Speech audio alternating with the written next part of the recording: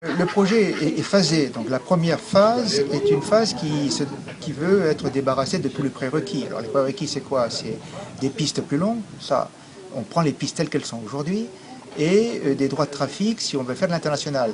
Comme ces droits de trafic, pour le moment nous n'en avons pas, nous n'avons pas conditionné le projet à l'obtention de ces droits, et donc on démarre uniquement sur de domestiques, donc un réseau qui est tout naturellement est cadré sur Pierrefonds, Mayotte, Paris, Pierrefonds, Mayotte, Marseille. Ça, une première chose. Et le deuxième groupe de lignes, on va dire, ou le deuxième ligne plutôt, c'est du Pierrefonds-Paris via un point intermédiaire où on prend du pétrole uniquement.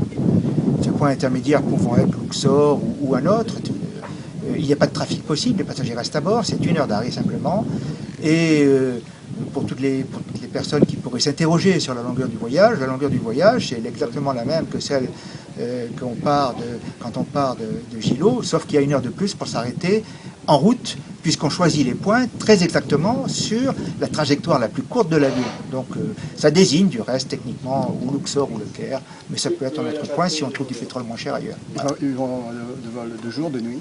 Alors ce sont des vols de nuit dans les deux sens. On a calé, bien sûr les horaires sont soumis à approbation par les autorités, notamment par la plateforme de Mayotte. Mais on a prévu des horaires calés à 19h20 au départ de Pierrefonds et à 19h30 au départ de Paris ou de Marseille. En fait c'est un projet qui s'appuie sur des marchés de niche. Les deux marchés actuels, le sud de la Réunion avec Pierrefonds et Mayotte, ne sont pas aussi bien desservis qu'ils devraient l'être en raison des contraintes de leurs pistes qui sont trop courtes, 1930 mètres à Mayotte et 2100 mètres à Pierrefonds. Et donc, à partir de là, ces marchés-là ne peuvent pas s'exprimer. Le sud de la Réunion, d'après ce qu'on m'a expliqué, c'est 40% de la population quand même. Bon. Donc ces marchés-là ne peuvent pas arriver à avoir les débouchés qu'ils voudraient avoir. Donc on s'appuie, c'est ce qu'on appelle un marché de niche. On choisit un avion à ce moment-là. Pourquoi les autres ne l'utilisent pas? C'est parce qu'ils n'ont pas l'avion qui va bien avec ça. Le projet Newco a choisi l'avion très exactement à cause de ça, à cause de ces contraintes techniques-là. Donc on a choisi le Boeing 767-300ER, un avion de 262 sièges, 24 on va dire confort amélioré, et puis 238 classe économique classique. Sur la base du programme que je vous ai indiqué, donc au total 8000 heures de vol pour 2 avions, 4000 heures par avion, ce qui est bien, avec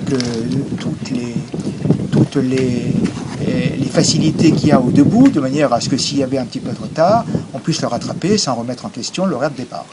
Dernière question, réunir les investissements privés, publics, obtention de la licence, le CTA, ça pourrait nous ramener donc vers quelle date? C'est 10 mois minimum à partir du moment où la société est constituée. Et donc, statut déposé, à partir de là, il faut mettre tout en œuvre pour obtenir la licence et le certificat de transporteur aérien, le CTA. Le premier vol, il faut attendre vers décembre 2015. Dans le meilleur des cas, c'est le décembre. Dans le meilleur des cas, si vraiment il n'y a aucun obstacle non prévu, on peut viser la pointe hiver, la pointe de départ pour la Réunion du mois de décembre.